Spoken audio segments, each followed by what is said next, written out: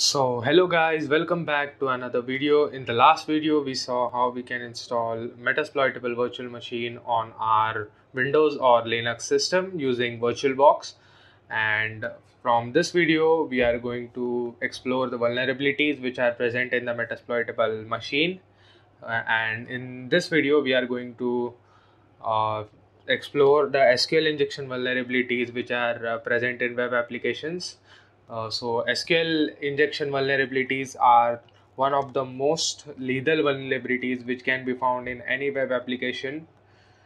So before starting, we just need to do some configurations in the Metasploitable machine in order to fix a problem which is with the database in the SQL injection vulnerability. So I will just guide you through the process, and you just need to follow what I do, and then we are good to go forward and learn about SQL injections.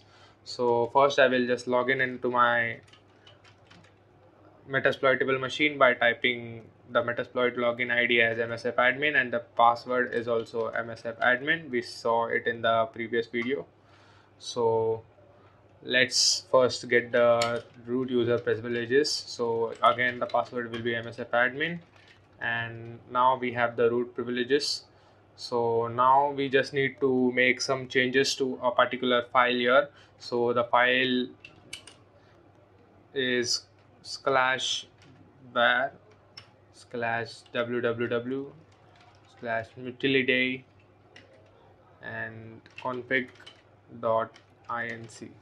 So Nano is basically an editor which comes pre-installed with the Linux distributions. Most of the Linux distributions have it.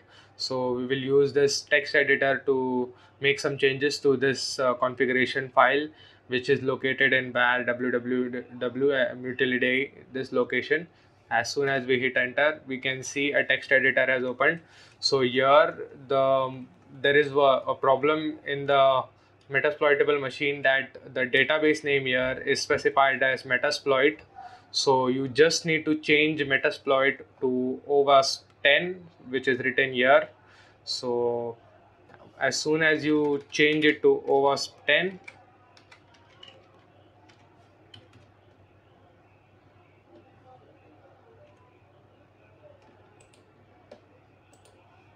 so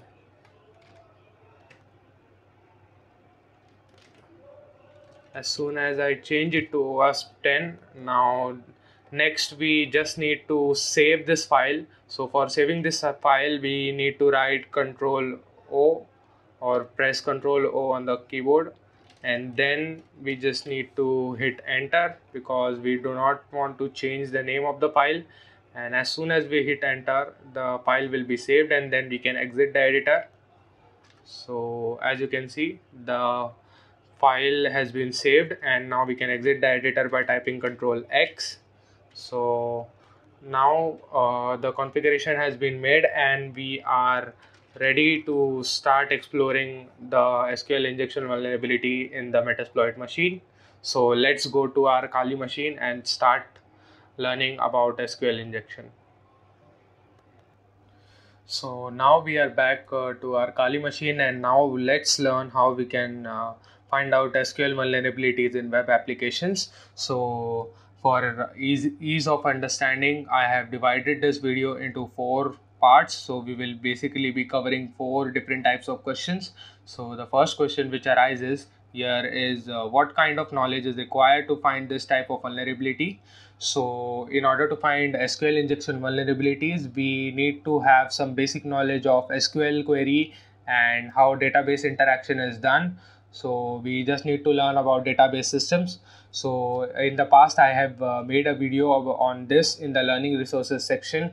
So I have covered their a course which is provided by Oracle, and you can enroll in it in that course and learn how database is basically created and how we can edit and learn how to write SQL queries. You can check out that video. I will give the link in the description. So you can check it out from there. So after you have the basic knowledge about database queries and database systems, so the next question which arises is what causes this type of vulnerabilities. So this type of vulnerabilities is caused by the logic or the application code which is written by the developer. So there is a way of writing the code of every developer. So let's see what kind of code causes SQL injection. So this is a PHP code. So for example, we are taking this PHP code. So this particular code is prone to SQL injections because it's not written properly. So let me explain what this code actually does. So here we are first creating a variable named ID. So this is done in PHP by typing $ID. So this will create a variable named ID, and then we are retrieving data using the get function. So we are retrieving the data from the text box which is called ID in the HTML page. So we are basically fetching the data from the text box in the HTML page and storing it in a variable named ID, and then we are creating another variable named query, and then in that variable we are directly executing a SQL query which is a database query. So this basically this query will retrieve information from the database. So it says select username from users, where ID is equal to ID variable which we created here. So username is the column of the table, and users is the name of the table which is present in the database. So it says select username from the table users, where ID is the ID which is specified by the user or anyone who gives the input in the HTML page. So this is a wrong way of writing code because we are directly executing the query in SQL query inside a variable. So this is what causes the SQL injection vulnerabilities, because we can inject any code inside the text box and it will be executed by the database directly. So let's go to the next part now. So the next part is how to identify and exploit this type of vulnerabilities in a web application. So this is the main part. So let's see how we can identify if a web application has a SQL injection vulnerability or not. So here is the home page of our Metasploitable machine. So we are going to use Mutilidae. So I will go into this, and as you can see here, we can see a interface, and the name is Mutilidae and the slogan is born to be hacked. So this is a vulnerable web application which contains different types of vulnerabilities we can practice on. So let's check if it has SQL injection vulnerability or not. So yes, it has in A1, and then we need to select this one, which is bypass authentication. We are going to do a bypass authentication using SQL injection. So here, as you can see, we have got a login page which asks for name and password, and then we can click on login and we can log in into that account. So we do not have an account, or we have no idea about what kind of usernames and passwords are stored in the database. We are actually considering this, and now we need to get into this the database of this web application. So the first thing we are going to do is register ourselves here from here. So after I click on register, I will give the username as Sam, and then I will give the password as 12345, and then confirm the password by typing 12345 again, and then signature is basically the username which we give. So I will type the username here, and then I will click on the create account. So I have basically created this account already, so I won't click on create account, but you need to click on create account in order to create the account here. So after creating the account here, we can go back to our login page and then try to log in into our account using our credentials first, so that we can confirm that the web application is fully functional. So I will go to the login page again. Now I will try to enter the username and password, which is Sam and 12345, and then I will click on login. And after I click on login, as you can see, we have successfully logged into the web application. So this means that a web application is fully functional and working properly. So let's first log out first. And now we will try to inject some code inside the password text box, so that we come to know that it is vulnerable to SQL injection or not. So let's do this. So for that we will write some information here. So first I will write Sam, which is the username, and then in the password field I will not write the code here directly, because you won't be able to see it. So I will first write it on the notepad here. So the notepad here is this, and we will write this query, and this is the query which we need to write. So this is the basically the code which we are going to inject inside that text box in order to determine whether it is prone to SQL injections or not. So this basically says what 1 2 3 4 5. So 1 2 3 4 5 is the actual password of our account. So we are going to write it there, and then we will give a single quote, and then we will give a condition as and 1 is equal to 1. So 1 is equal to 1 is a true condition, and then we are giving a hash. So hash basically means that ignore whatever comes after this particular line. So here after 1 is equal to 1, it will ignore everything which comes after this. So after we inject this code into the database, we will have the database will execute a query something like this. So the query will be select asterisk from accounts where username is Sam and password is 12345 and 1 is equal to 1.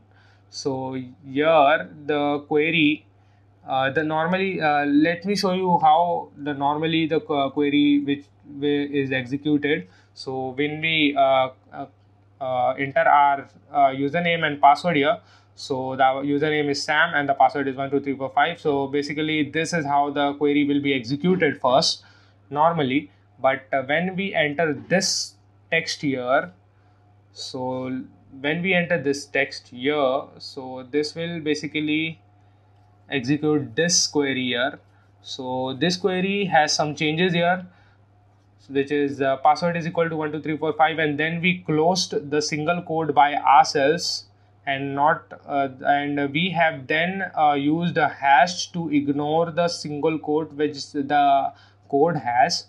So we are basically saying that the username is for Sam, the password is 12345, and there is another condition which is 1 is equal to 1. So this condition is true, the overall condition will also be true. And if this after inserting this particular code into the password text, if we are able to successfully log into the account, this means that the text field and the web application is prone to SQL injection, and we can inject some other code also in that particular text field. So let's try and see if it works or not. So I will just copy it here and I will paste it here in the password text field and see if it works.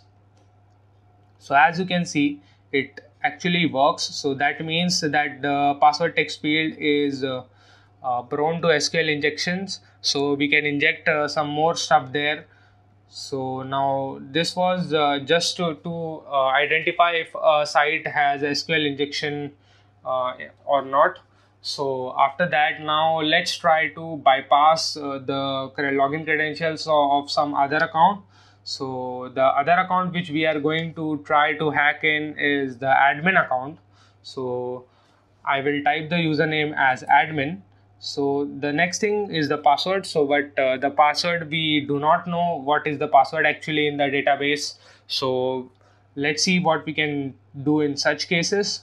So here I will just keep it like this only, 12345. This is actually the wrong password, but we are not going to change it because we don't have the right password, so it's not necessary to change it now. So the main thing which we are going to change is this AND condition. So this AND condition will be changed with the OR condition, and now I will change the condition here also so that I can demonstrate you what is actually going to happen here. So here when we inject this code inside the password text field, this query will be executed by the web application on the database. So this says select asterisk from accounts where username is this will be admin, and then the password is equal to 12345, which is a wrong password. So this condition will be false, but we are giving a or condition here. We are specifying it by or, and then we are writing 1 is equal to 1, which is a true condition, and then we are giving hash, which will say that ignore whatever comes after this. So basically this is a false condition and this is a true condition. So both of them will overall become a true condition. So we will be able to get into the admin's account without even knowing the actual password, and this is a very dangerous thing. So let's see if this actually works or not. So we are not inserting the correct password here, but we are trying to inject a code which will help us to bypass the authentication. So let's see if we can log in by typing this. So as you can see, we have successfully logged into the admin account without even entering the correct password.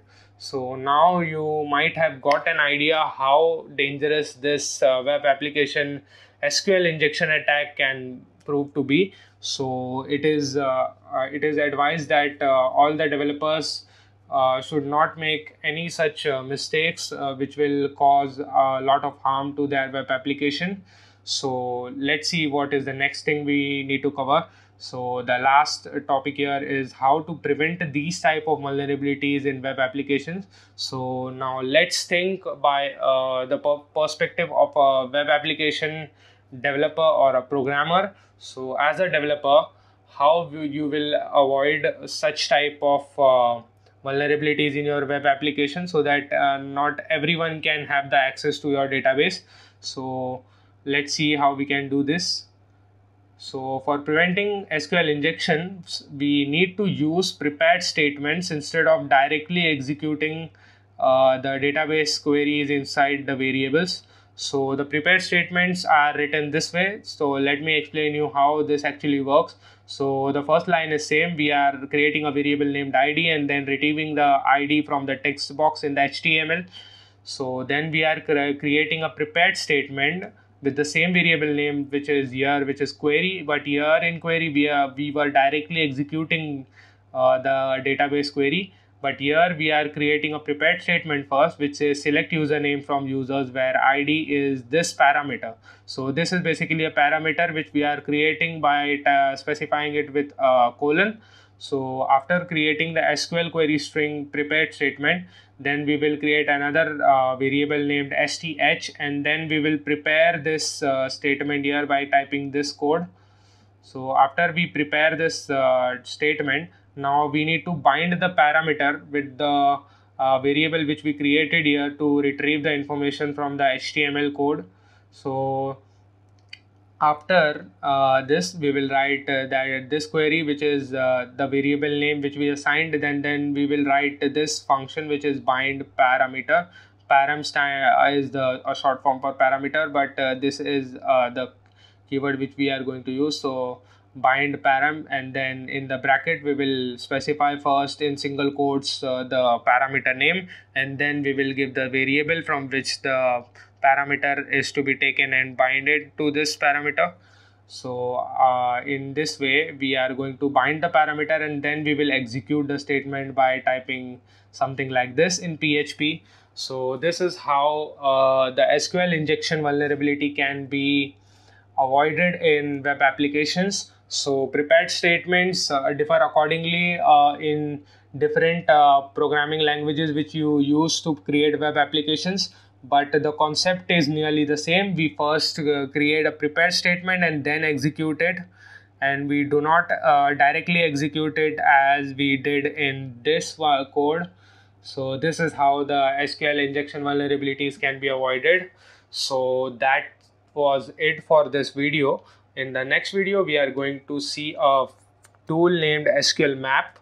So this tool can be basically used to exploit the SQL injection vulnerabilities in more deeper way. So we will be able to see the database tables, and we will able to see what are the columns which are present. So we will get access to basically all the data in the database. So we will see that in the next video. And that's it for this video. Thanks for watching.